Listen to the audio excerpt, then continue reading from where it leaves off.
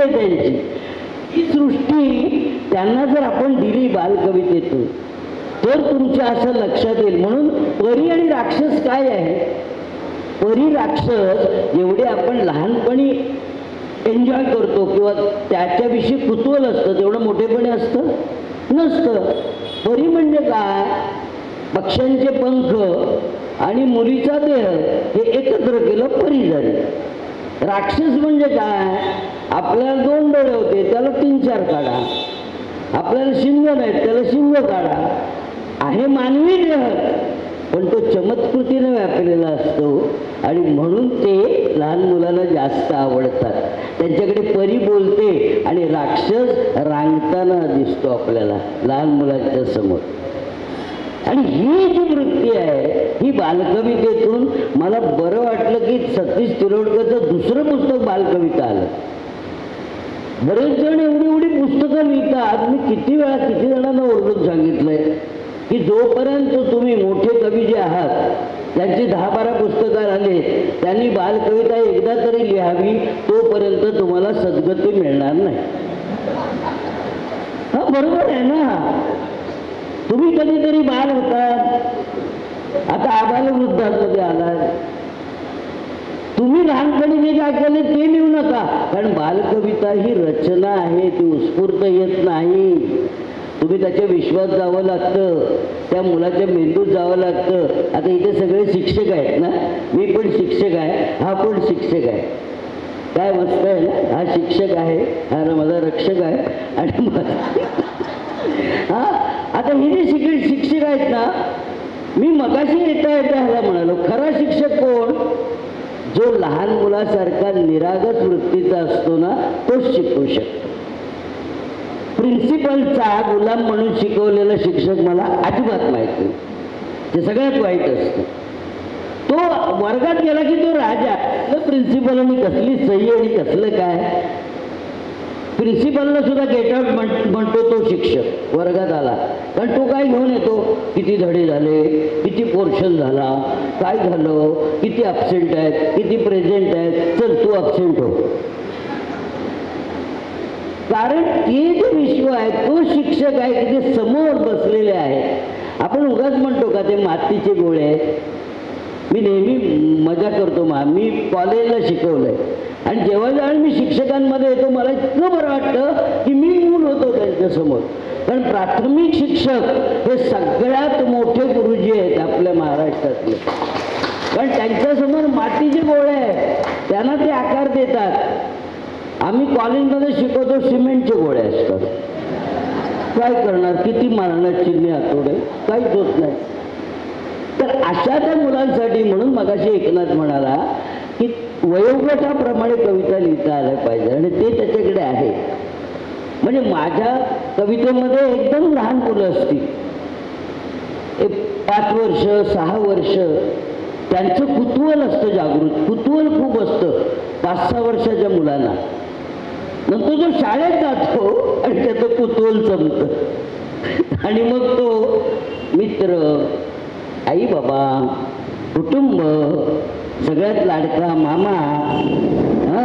कारण जो त्याला मामा बनवत नाही ना लहान मुलाला, त्याचं नाव मामा असतं. तो मामा त्याला जवळचा असतो, त्याला आई जवळची असते. मग ते त्या वयामध्ये म्हणजे 5 ते 10-12 वर्षापर्यंत त्याची सृष्टी म्हणजे कुटुंब असतं. आणि 12 वर्षाचा झाला की तो बाहेर जातो. मग बाहेरचे मित्र, बाहेरचं जग, अनेक प्रश्न. दुनिया म्हणजे काय? शाळेत मला काय घातलं? शिकायचं म्हणजे काय? व्हॉट इज डिग्री का मिळवायची? पूर्वीचे लोक मिळवत नव्हते, आता मला का BA व्हावं लागतं? काय MA व्हावं लागतं? पूर्वी रवींद्रनाथ टागोरांकडे जे शिकले तर त्याच्या अगोदर गुरुकुलामध्ये शिकले, त्यांना कुठली युनिव्हर्सिटी नव्हती. ज्ञानेश्वर कुठल्याही युनिव्हर्सिटीत गेले नाही, तुकोबा कुठल्याही युनिव्हर्सिटीत गेले नाहीत. मग आपल्याला का घडतं? या प्रश्नाला कुठेही उत्तर नाही. आणि उत्तर देणारा जो माणूस असतो त्याला कवी म्हणतात आणि तो ही सगळी उत्तरं देतो. कवीची ही शक्ती आहे, जे सायन्स सांगू शकत नाही ते कवी सांगतो. फार डेंजरस वाक्य आहे माझं, पण खरं आहे. कारण माझ्या बाई शांताबाई मला म्हणायच्या की सायन्स किती पुढे गेलं, तुम्ही फुलाचे LS TS घ्या हां आणि दुर्मिळ खाली पहा, पण सुवास कुठून येतो हे अजून सायन्सला कळलेलं नाही. आणि ते कवीला कसं कळतं? कवी म्हणतो, कवी काय म्हणतो माहितं का? एक कवीने असं लिहिलंय, ही वीज नव्हे का पाणी जळते आहे, हे वीज नव्हे का पाणी कळते आहे, ते तेव्हा कळले नव्हते, हे आता कळते आहे. हां मीच लिहिले. तर ही जी गंमत आहे, कोणी म्हटलं ना दुसऱ्याचं नाव घेतलं की लोक असे कानटाव करतात बरं का. ते एक नाटक आलं होतं, त्याच्यामध्ये तो विनोद सांगतो, शिक्षक कोणी हसत नाही, मग तो शिक्षक म्हणतो अरे तुला म्हणाले असे, मग लगेच गडबडा लोळतात. तर कळलं की नाही, तर हिचं कायनेटिक आहे ना. When water is static there is no वीज, पण then water is kinetic that is वीज. आता हे आपल्याला कधी कळतं? हे कवी किती पटकन सांगू शकतो. एका कवीनं असं म्हटलेलं आहे की हा जो पावसाळा आहे तो कसला आहे? हा पावसाळा म्हणजे नदीचे अश्रू आहे. हां हे पण मीच लिहिलंय. पण सांगायची मुद्दा असा की कवीला जे कळतं त्या निरागसपणामधलं जे कुतूहल असतं ते कळतं. तो संपूर्ण कल्पनाकृतीमध्ये असतो, त्या कल्पनेमध्ये जो वावरत असतो. आणि त्याची शाळेमध्ये सुद्धा डबे बिबे खात नाहीत, ते वेगळंच काहीतरी खातात, गोळ्या गोळ्या लिमटेच्या ह्याच्या त्याच्या गातात. आणि हे विश्व ह्या माणसाला कळलं केवळ दुसऱ्या पुस्तकात कळलं.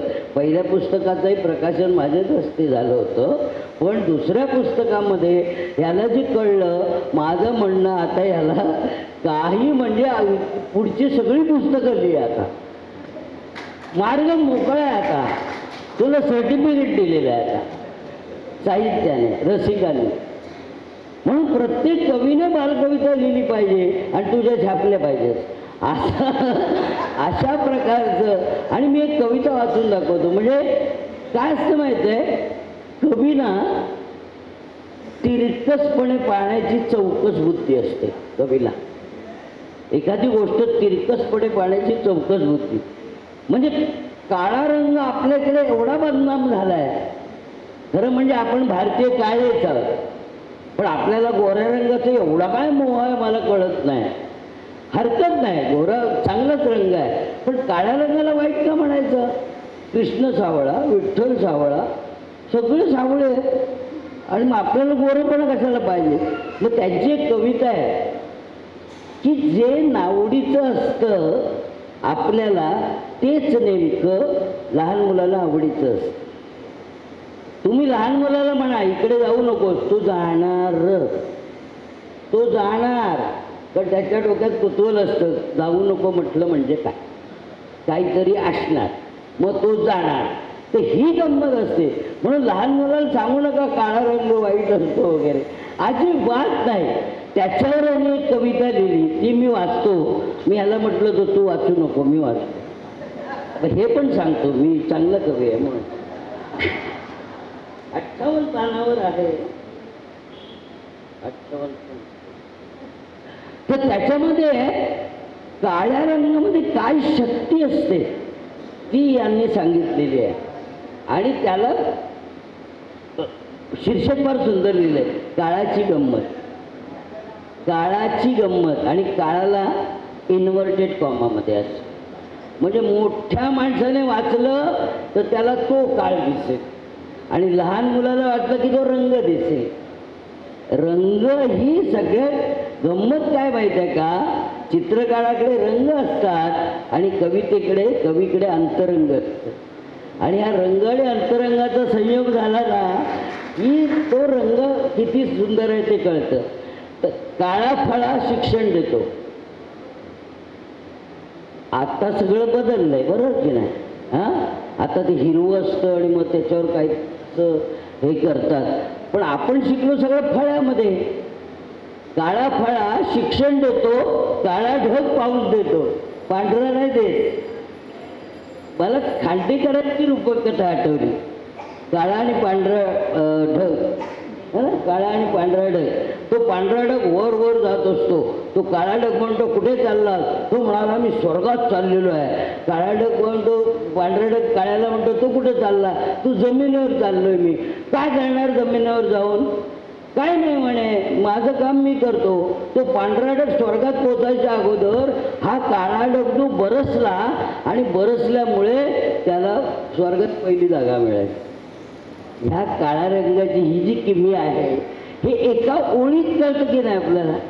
काळा ढग शिक्षण देतो, काळा फळा शिक्षण देतो, काळा ढग पाऊस देतो, काळी गाय अन्न देते, काळी माय अन्न देते, काळी गाय दूध देते. गाय किती काळी असली, अहो जाऊ द्या, म्हैस कुठेही गोरी असते, गोडी नसते. सगळ्या म्हशी काळ्या, पण दूध काय चमत्कार आहे, काय चमत्कार आहे. म्हशीला तुम्ही असं दूर ठेवा, तिला गोठा द्यायलाच पाहिजे. तुम्ही जर मोठा असेल तर गोठा द्या. तर ती गंमत ती आहे की काळी गाय दूध देते, काळा धागा बाळा शोभतो, काळा तीळ उठून दिसतो. त्या बात आहे. काळा तीळ एवढंच असतो ना, तो उठून दिसतो. गाल काय असतो? गोरा असतो. तीळ कसा असतो? काळा असतो. पण आपण कुणावर फिदा होतो? काळ्या तिळावर. तर हे जरा सावळ्या माणसाला प्रसन्न करणारं वर्णन. काळा धागा बाळा शोभतो, काळा तीळ उठून दिसतो, काळा कोकिळ सुंदर गातो. क्या बात आहे. कावळा गातो, काळा आहे, पण काळा कोकिळ सुंदर गातो. पोपट्याला फक्त माणसाने शिकवलेलं येतं, पण कोकिळ स्वतः काना मारतो.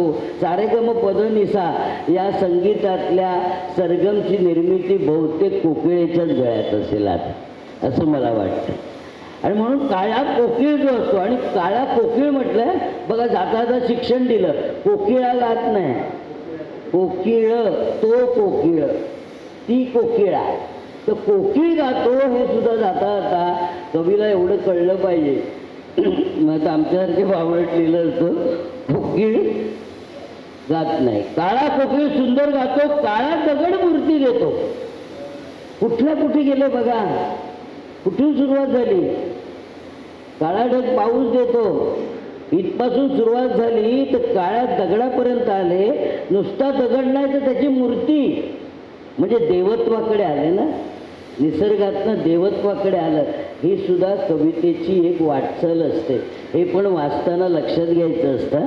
नाही तर आपण काय मज्जा केली नाही, काय मज्जा केली, अरे पण त्यातलं काय आहे, तो शब्द इतकाच का आला, हे 5व्या ओळीतच का आला, हे पहिल्या ओळीत का आलं नाही, याच्या मागची प्रेरणा काय आहे, तर सरगम कसं चाललेलं आहे.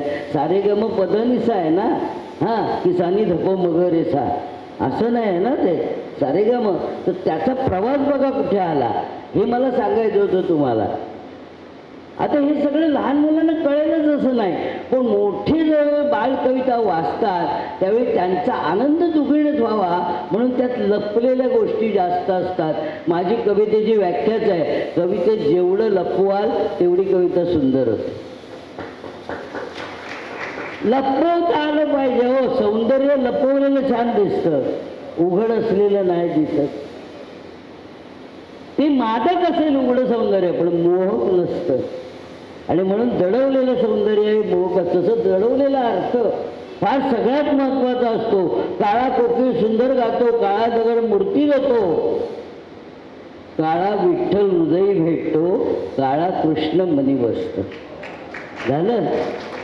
आता आणखी एक गंमत सांगतो, मोठ्याने कसं लक्षात घ्यायचं असतं. दगडापर्यंत आले, मूर्ती झाली, आता सगुण रूप आलं.